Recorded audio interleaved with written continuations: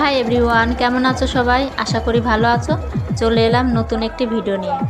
আর আজকে যেহেতু শ্রাবণ মাসের শেষ সোমবার, তা সত্যি কথা বলতে প্রতি বছরে যেইভাবে আর কি বানজেটিয়ার যেই রাস্তায় মানে দেখতেই পাচ্ছ কত মানুষ আর কি জল ঢালতে যাচ্ছে বাবার মাথায়।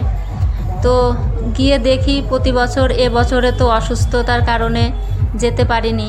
আর গতকালকে রাত্রে মানে 9টা বেজে গিয়েছিল বাড়ি আসতে। তো কিছুই আর কি দর্শন করতে পারলাম না ভোলেনাথ বাবার।